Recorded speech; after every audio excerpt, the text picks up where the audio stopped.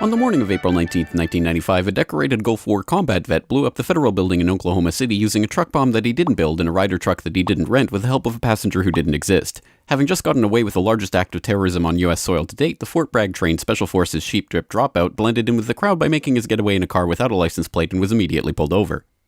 The ATF was the supposed target of the attack, but luckily all of their agents were out of the office that morning. Later that day, the president boldly declared, "We will find the people who did this. And when we do, justice will be swift, certain, and severe." Except for John Doe number 2. John Doe number 2. John Doe number 2. Who, according to the FBI, never existed. In McVeigh's unprecedented 3.5-week trial, the prosecution didn't show the CCTV footage of him and John Doe number 2 parking the Ryder truck. Didn't explain why 24 separate witnesses mass hallucinated the existence of John Doe number 2.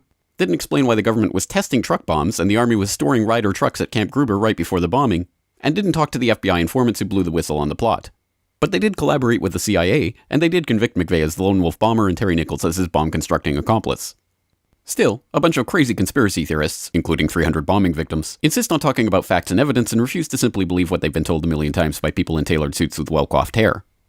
They quote the U.S. Army Brigadier General and the FBI crime lab whistleblower and the inventor of the neutron bomb who point out the physical impossibility that the Ryder truck bomb did the damage to the building, but that doesn't matter because if there were other bombs in the building that day, we would have heard about them.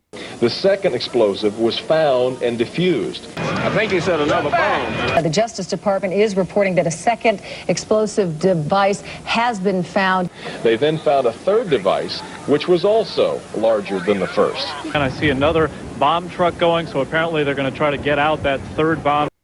The FBI claims to have lost the footage showing McVeigh and John Doe number 2 parking the truck in front of the Murrah building that morning, but that's understandable because the Bureau has a lot of important evidence to store. Terry Nichols insists the FBI was involved in the plot, but thankfully a judge has saved us the trouble of listening to him by preventing lawyers from deposing him. There was a bomb squad truck parked across the street 2 hours before the blast, but that just shows the authorities were prepared for anything. And other documents obtained by 2020 show that someone called the Executive Secretariat's office at the Justice Department in Washington and said the Murrah building had been bombed. But this was 24 minutes before the blast. But that just shows the public was unusually vigilant that morning.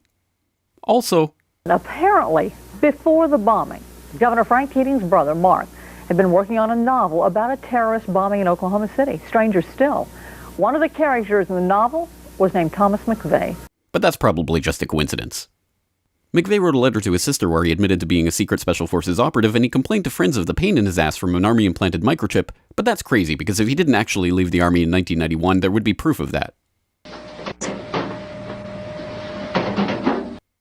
This man never existed, and if you say otherwise, you're a crazy government-hating nutjob who deserves to be locked in a cage for the rest of your life. Likewise, him, her, them, her, and him. And him and him. McVeigh was not executed on May 16, 2001 as scheduled because the FBI had failed to turn over thousands of pages of evidence to McVeigh's defense attorneys. But the execution went ahead on June 11th.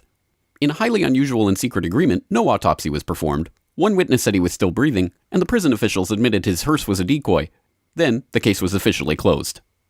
This is the story of OKC as told to you by the same truth-tellers behind perhaps a profoundly lonely man who craved attention but found consolation in doing good.